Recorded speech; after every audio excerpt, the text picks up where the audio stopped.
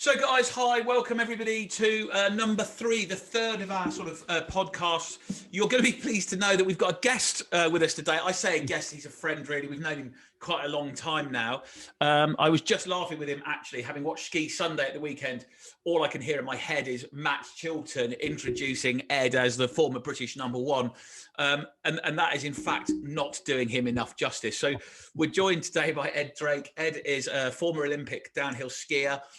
He does or used to ski kind of giant slalom at World Cup and Olympic level as well. But frankly, that's not really where it's at, is it? I mean, downhill is where it's at and being brave. And that's kind of certainly what always really impressed me.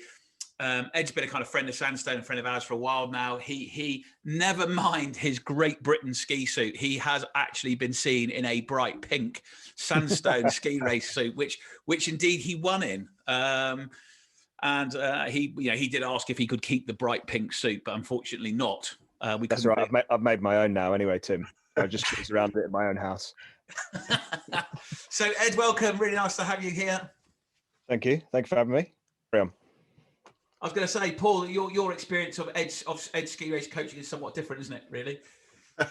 Yes, yeah, that's the interesting story, isn't it? So I suppose the theme, Tim, of all of our podcasts is this because I can mindset. It's, being rubbish at lots and lots of things, having a go, stepping up, seeing what it's like, saying yes a bit more.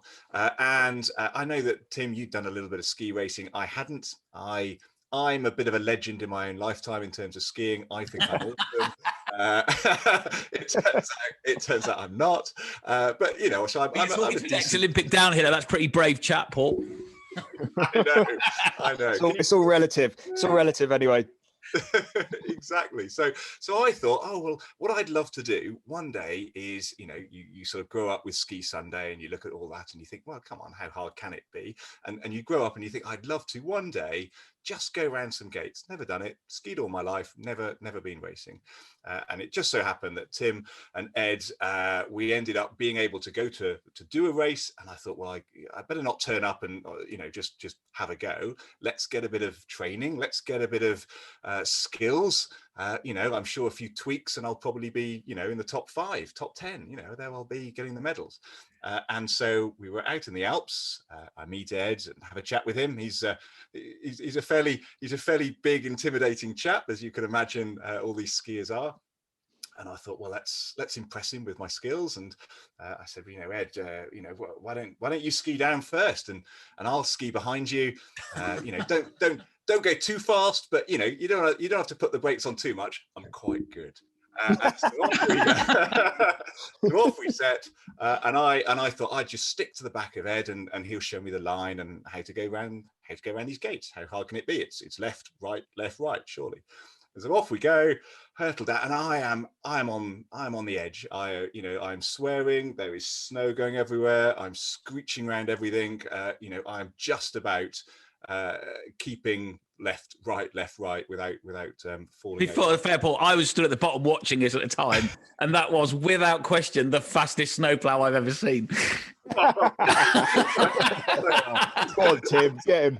So the flying snowplow, yeah, thanks. So I get to the bottom, and I have hung on. And to be fair, Ed was probably just fiddling with his iPad, looking around, lighting a cigarette or something. But whatever it was, taking his time, trundling down, and I am hanging on to the back of him. And I get to the bottom, and I thought, yeah, I've impressed him here.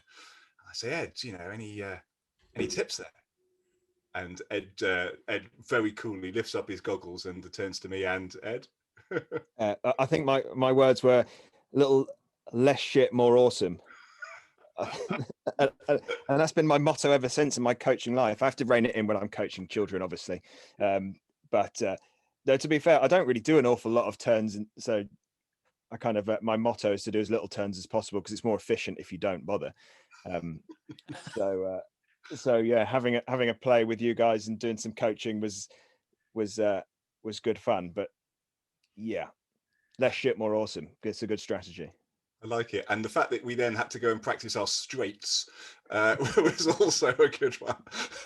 Terrifying, mate. I think Paul was genuinely devastated, having spent our entire lives coaching in a business content, saying to people, just don't use the numbers, don't use the KPIs, talk about what it is you're trying to achieve and break it all down. I think, yeah, just to get told just to be more awesome. And in fact, when I phoned Ed the other day and said, Ed, come on, let's go this podcast stuff that you've got us all involved with, then he did actually ask me whether Paul was succeeding in becoming any more awesome.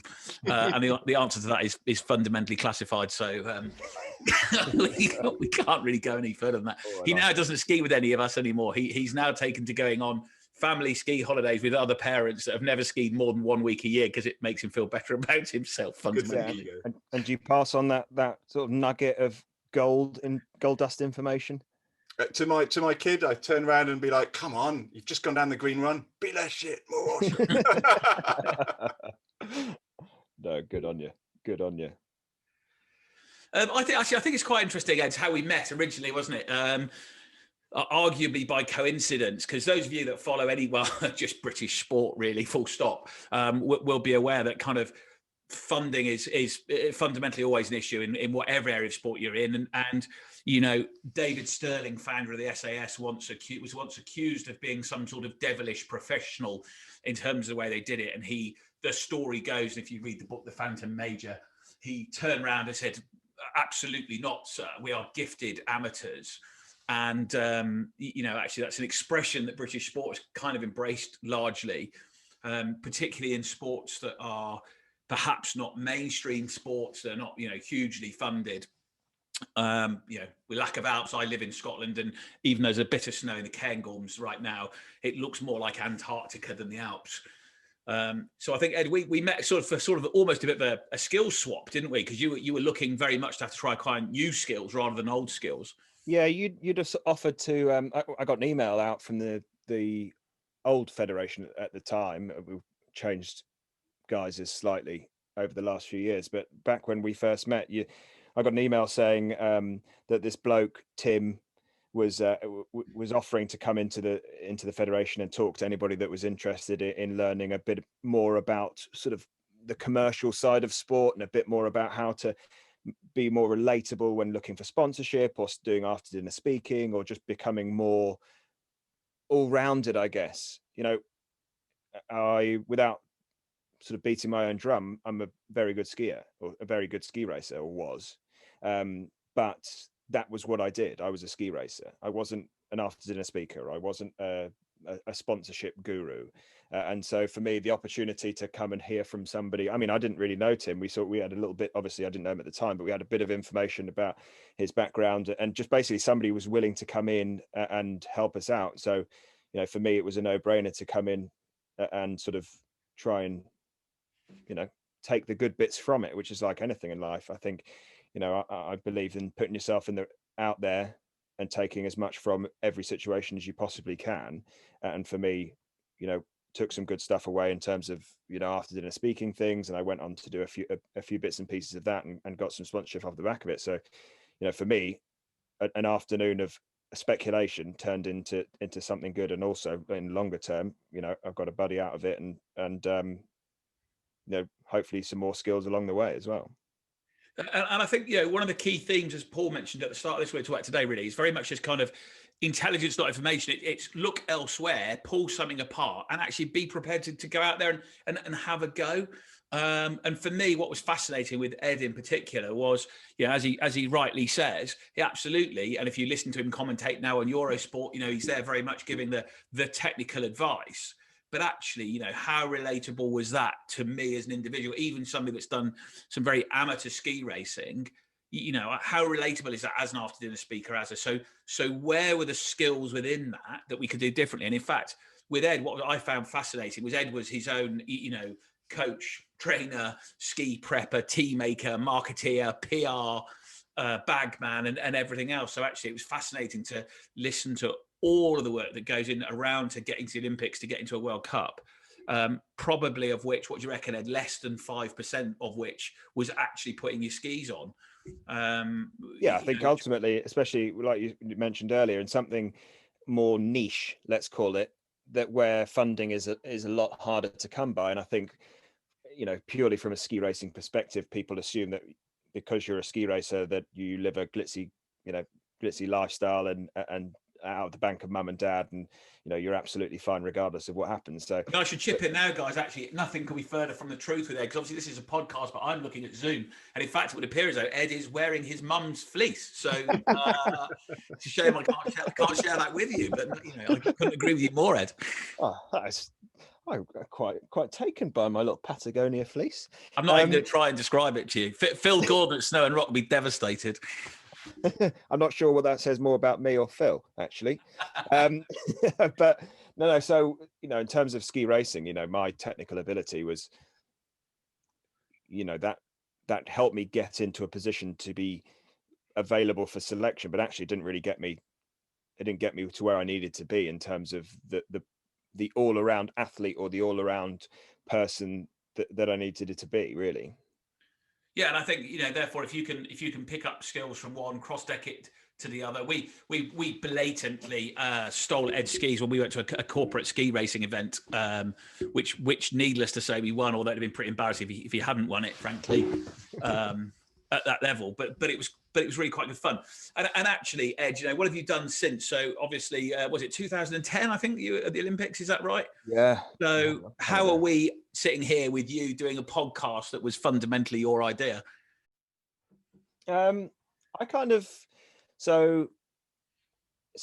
after I retired, and I feel, like most people, when they finish doing something that they've been doing for such a long time, I kind of felt a little bit like I don't know, I liken it to somebody turning out the lights and not really sure of the direction that you're going in.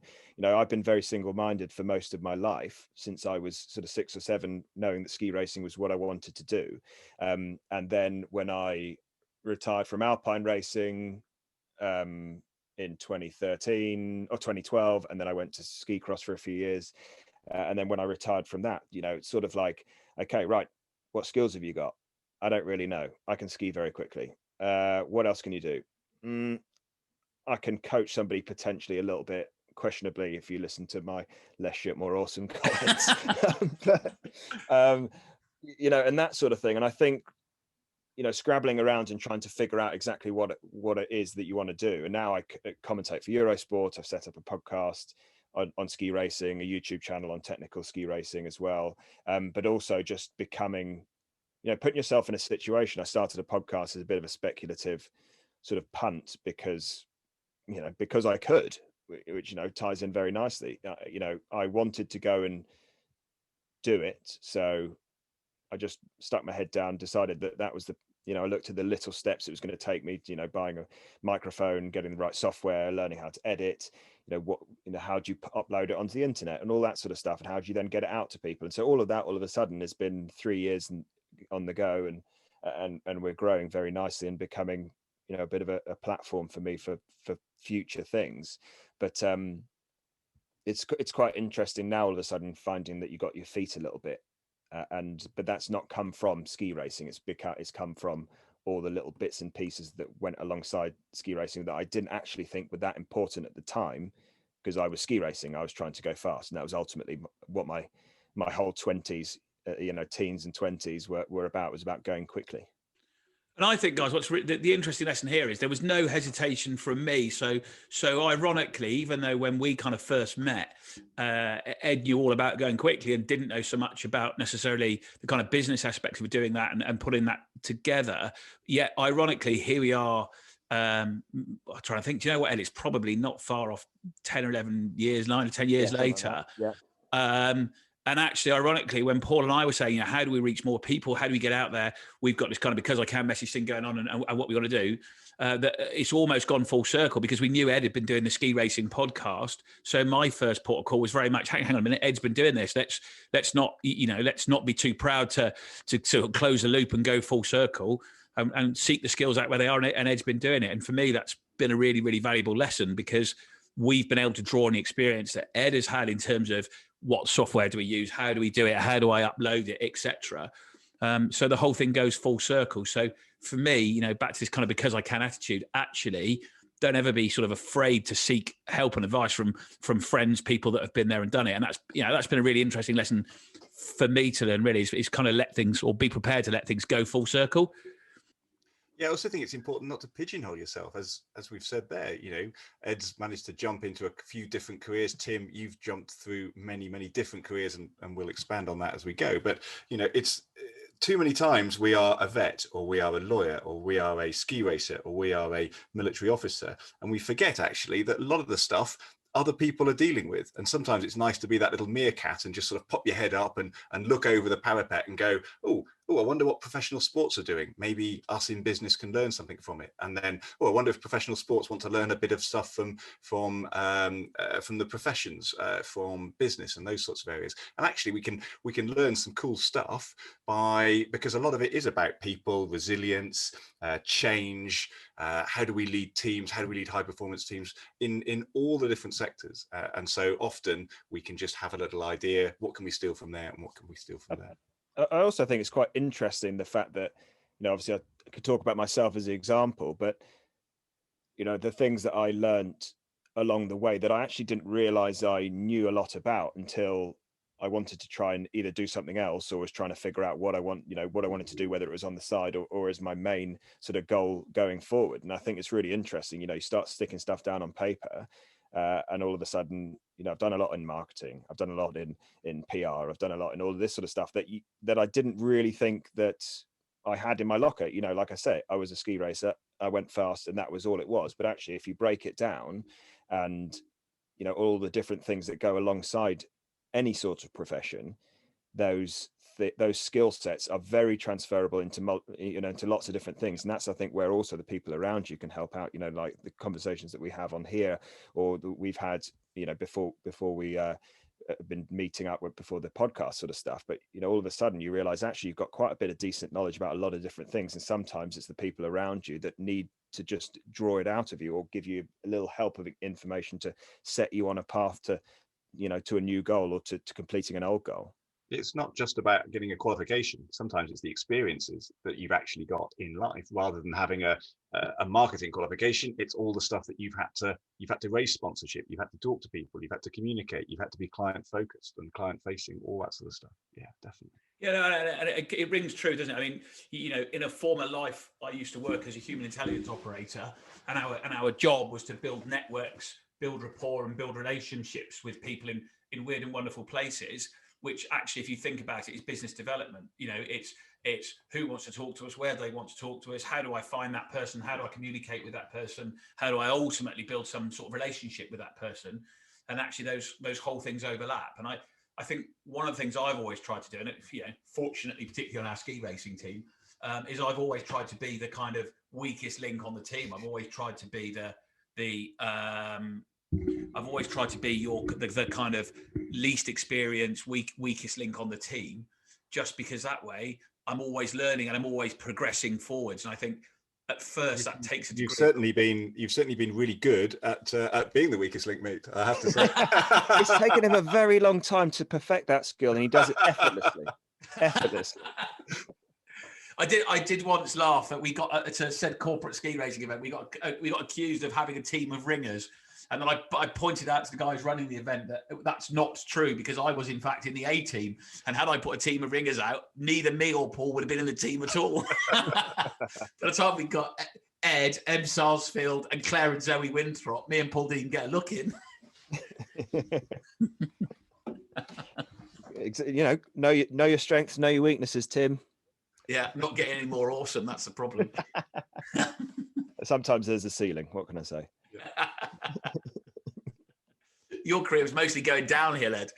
Yeah, it still is, to be fair. Although I have to say, as we sit here, how old are you now, Ed? Oh, 35 now. He's the only one without glasses on, which is a sad reflection of the situation.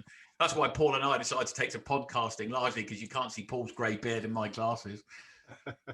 Classic face of the radio.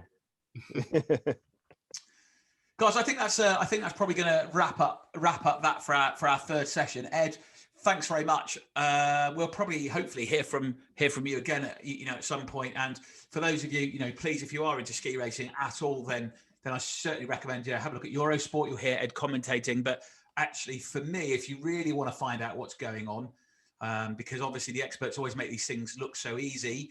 either go to Ed's podcast, which is the ski racing podcast, or again, find Ed on YouTube and actually listen to him explain, what's really going on. And in a sport where between first and 20th can be decided by hundredths of a second, it's really, really interesting to actually get the kind of inside track into that and see what's really, really going on. So we'll see you all again in the next episode of this. Ed, thanks very much for your time. Nice one. Thanks for having me.